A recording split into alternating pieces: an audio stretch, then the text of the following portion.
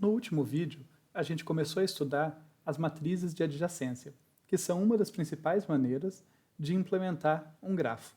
Lembrando, o grafo é essa estrutura matemática, esse tipo abstrato de dados que é muito útil para modelar diversos cenários, nos quais a gente pode ter interesse, cenários do mundo real, cenários de problemas computacionais, mas para que eu consiga efetivamente modelar, utilizar um grafo nos meus programas, fazer essa modelagem, eu preciso implementar esse tipo abstrato de dados usando uma estrutura de dados. Matriz de adjacência é uma dessas estruturas. A gente começou a estudar ela no último vídeo, viu as ideias, como que ela funciona. Surpresa, né? Ela usa uma matriz para representar o grafo, né? Como o nome sugere. E agora a gente vai se aprofundar nisso, vendo como que a gente faz para implementar algumas operações básicas para fazer um grafo operacional ali usando essa estrutura de dados. A gente começa aqui no meu programinha, como de costume, com include stdio e stdlib, mas eu destaco que eu tenho também um include grafos matriz adjacência.h, adj.h. O que eu tenho nesse ponto H? Eu tenho justamente aquela interface que eu apresentei no final do último vídeo, para recapitular para vocês. Para que eu possa utilizar esse grafo, eu preciso informar o programa que vai utilizá-lo, seja ali dentro da minha biblioteca, onde as coisas estão implementadas, seja um programa que vai usar essa biblioteca, eu preciso dar um include desse arquivinho grafos matriz adj.h, eu tenho que fazer esse include para que ele saiba quais funções ele tem acesso, por exemplo, essas aqui, cujas implementações a gente vai ver na sequência, e também para que ele saiba como está organizado o struct do grafo. Quando eu declaro um tipo grafo, eu falo, essa aqui é uma variável do tipo grafo, ele tem que saber, essa variável é um apontador do struct grafo, ela aponta para o struct grafo. E o que é o struct grafo? O struct grafo é uma estrutura que tem uma matriz ali, tem um apontador de inteiros, portanto uma matriz A, e dois campos inteiros para guardar número de vértices e número de arestas, que eu chamo de N e M. Tá? Então, essas informações são necessárias para um programa usuário. E também serão necessárias aqui para a minha implementação, porque eu não quero redeclarar as funções e aquele struct, por isso que eu dou include aqui na minha implementação das funções, tá? Para que ele saiba, por exemplo, quem é o tipo grafo. Feita essa breve introdução, vamos ver aqui como funcionam as operações, a eficiência delas. Vamos começar a entender melhor e analisar os prós e contras dessa abordagem, dessa maneira de implementar. Então, a primeira função é a inicializa grafo, que vai construir um grafo com vértices rotulados ali de 0 até n-1 e nenhum arco. E como que ela faz isso? Para ficar bem passo a passo, eu vou tentar fazer aqui o desenho, um esquema para vocês verem o que está sendo alocado a cada momento, né? Já que ela tem 3 momentos de alocação ali. Então, primeiro eu aloco o struct do grafo aqui, e a gente vai ver que isso corresponde a alocar uma área de memória que tem 3 campos lá dentro. O campo A, que é a matriz, o campo N, que é onde eu armazeno o número de vértices, e o campo M, que é onde eu armazeno o número de arestas. Na sequência, eu vou colocar o valor N no campo gPointerN aqui, e o valor 0 no gPointerM. Não confundir, aqui ficou o mesmo nome, né? Esse N que eu coloquei ali dentro é o número inteiro que foi passado como parâmetro, que diz o número de vértices que eu vou ter. N também é o nome do campo, né? Ficou redundante. E 0 no número de arcos, porque a princípio eu não vou colocar nenhum arco. Quando eu inicializo o grafo, ele estava sem nenhum arco. Feito isso, então, feita essa inicialização, eu vou para o segundo malloc. Antes disso, só uma observação, detalhe técnico. O mais comum quando a gente usa malloc é a gente usar a função, entre aspas, tá? O operador sizeof, que me diz quantos bytes eu uso para, por exemplo, armazenar um apontador de inteiro, como eu estou usando aqui, né? O sizeof, entre parênteses, int asterisco. Ele vai me devolver o número de bytes que o meu sistema está utilizando para representar um apontador de inteiros. No caso, aqui em cima, eu usei de modo um pouquinho diferente esse sizeof. Eu usei sizeof sem parênteses e ali asterisco g, que corresponde à leitura que a gente faz disso. Olha, eu quero saber o tamanho daquilo que g aponta, do conteúdo de g. Então, como g é do tipo, se vocês voltarem aqui, é do tipo grafo, que é um apontador de struct, quando eu vou pegar size of de asterisco G, daquilo que G aponta, eu estou pegando o tamanho do struct. Tá?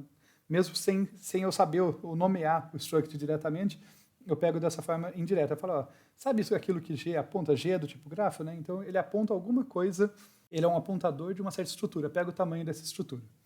Então só um detalhezinho de implementação. Seguindo, nessa linha aqui, G pointer A recebe malloc n vezes size of int pointer, eu estou armazenando, estou alocando aqui um vetor com n posições de apontadores. E é isso que a gente vai ver aqui, olha só. O A, o G pointer A, vai receber um vetorzinho de apontadores aqui. Vai da posição 0, 1, até a n-1.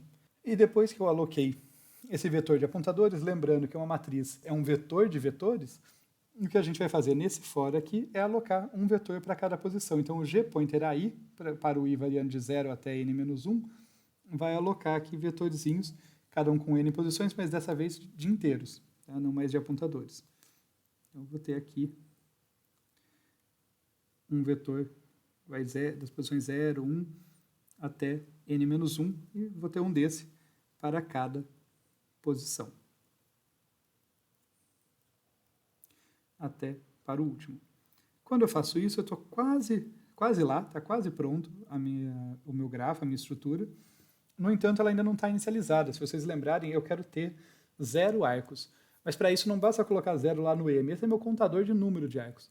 Mas onde eu indico na minha matriz de adjacência se o arco está presente ou não, é na posição IJ, né? Quando eu vou lá na posição matriz A, linha I, coluna J. Se tiver 0 lá, não tem arco. Se tiver 1, tem um arco indo de I para J.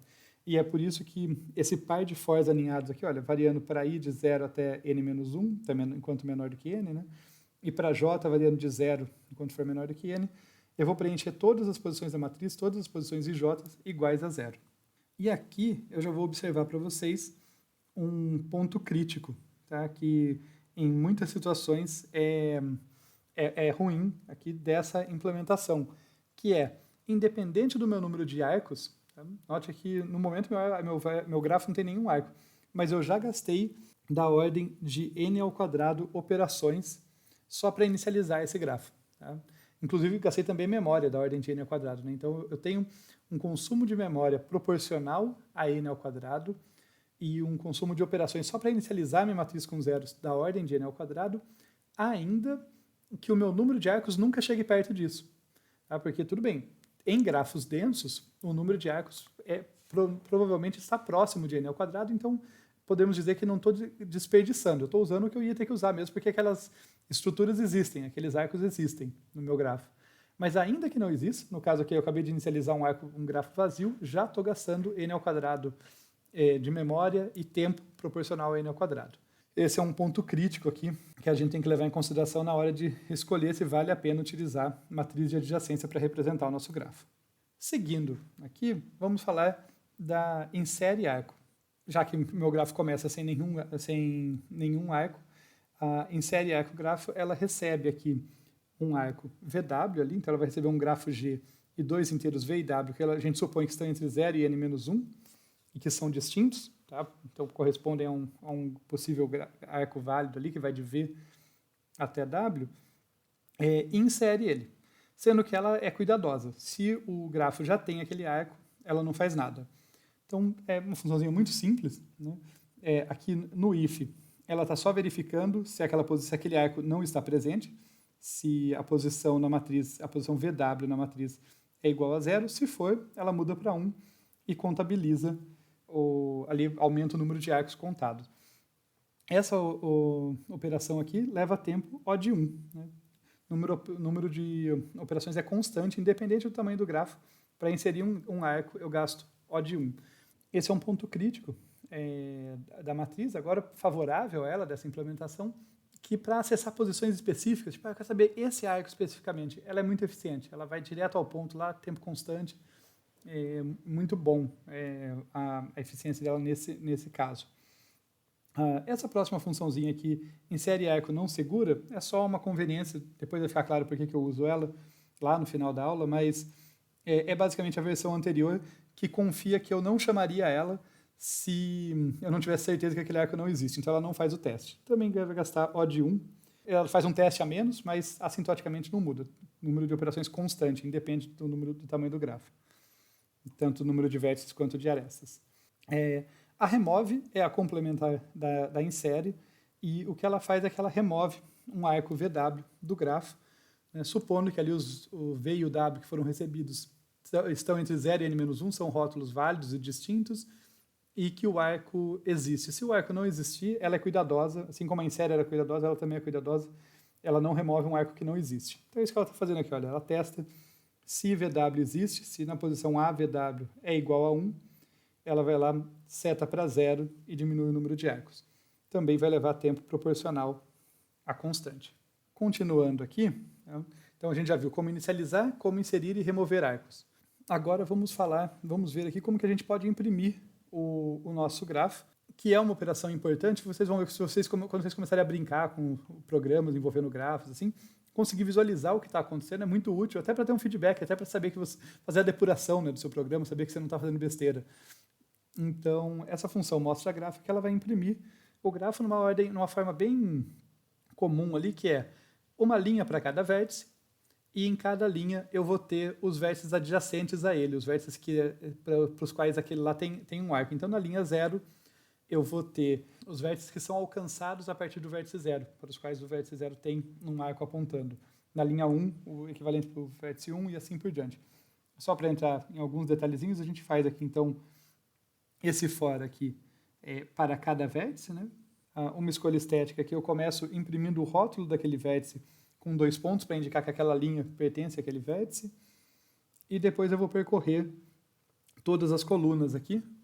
Então, pense nesse segundo for como assim, para todos os vizinhos possíveis. Então, para cada vértice eu vou vasculhar todos os possíveis vizinhos. Mas eu só vou imprimir aqueles que de fato são vizinhos. Por isso que eu tenho esse if aqui. Eu verifico se o vértice J é vizinho do I, se eu tenho um arco indo de I para J. Se eu tiver, eu imprimo ele e no final eu pulo uma linha. Né? Esse mostra grafo bastante simples, mas de novo vocês podem perceber aqui que eu tenho 2 laços aninhados. Eu tenho 2 fors aninhados ali, os dois indo de 0 até n-1, portanto da ordem de n ao quadrado, o consumo de tempo aqui também. Essa aqui eu vou pular, tá? A versão mostra gráfico com impressão mais limpa. Eu falei, vou pular, mas eu vou fazer 2 observações.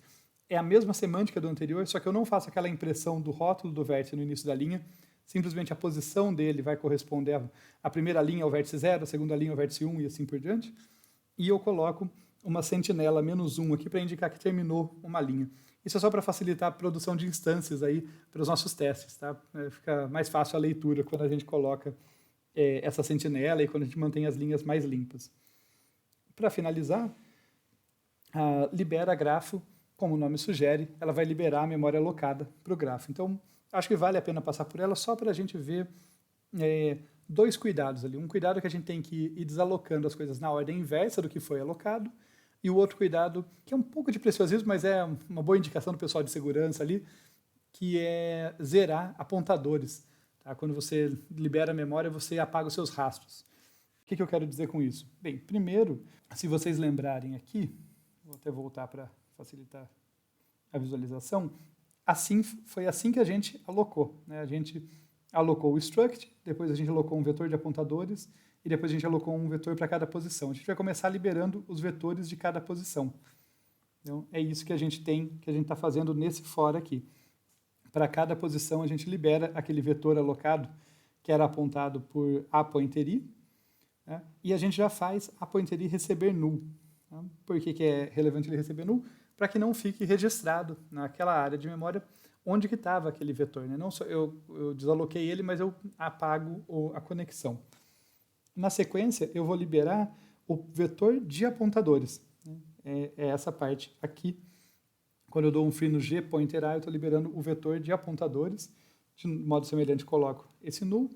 E, por fim, eu libero o struct. Tá?